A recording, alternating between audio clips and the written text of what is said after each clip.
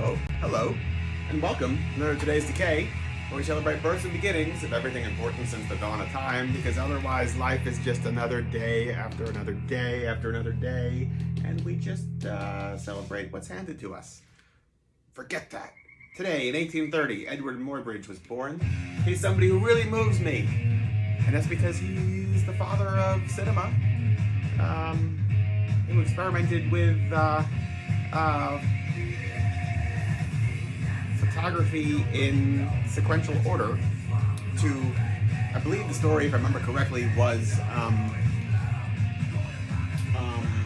to like win a bet of like, does a horse ever fully leave the ground, or is there always like one hoof on the floor? So he designed like a whole series of cameras to like capture movement, and in the process this is like sequential photography or whatever. I think I'm missing I'm not saying the right word here, but I think you get the point.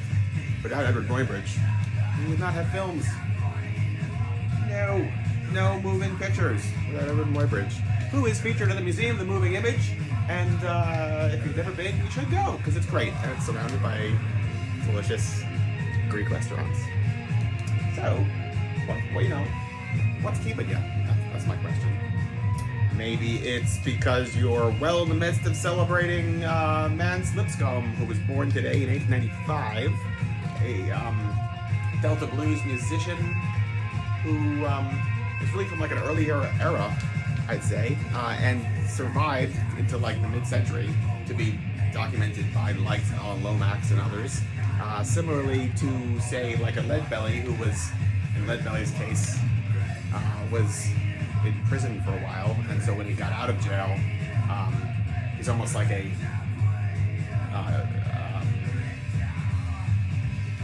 time traveler from the past who like is just playing music the way he did decades earlier, even though like music has evolved. Mance is kind of similar in that he's just like so old that like this is living, breathing history, and it's wonderful to have him in like what was then the modern era, which is now also ancient history. Time just flies, right? We must be having fun. What else? Carl Perkins, born today, 1932. I love Carl Perkins.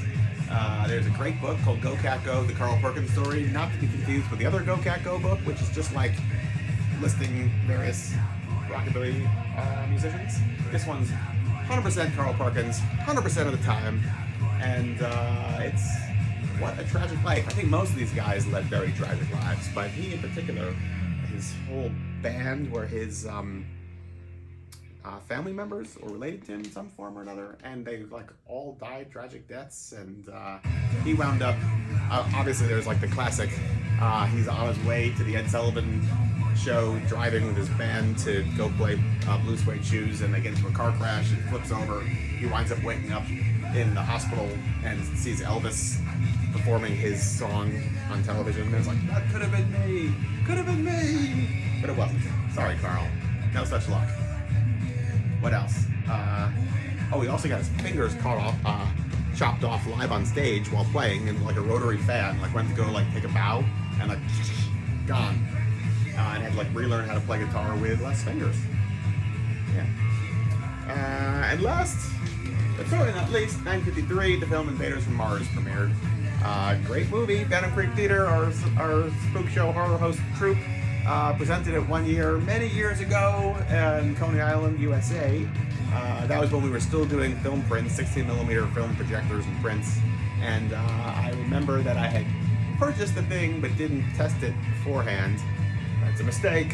Always test it beforehand. Turned out that the person who sent it to me gave like multiple reels or like multiple versions of the film, and you can't just like rewind this stuff, so it was chaos.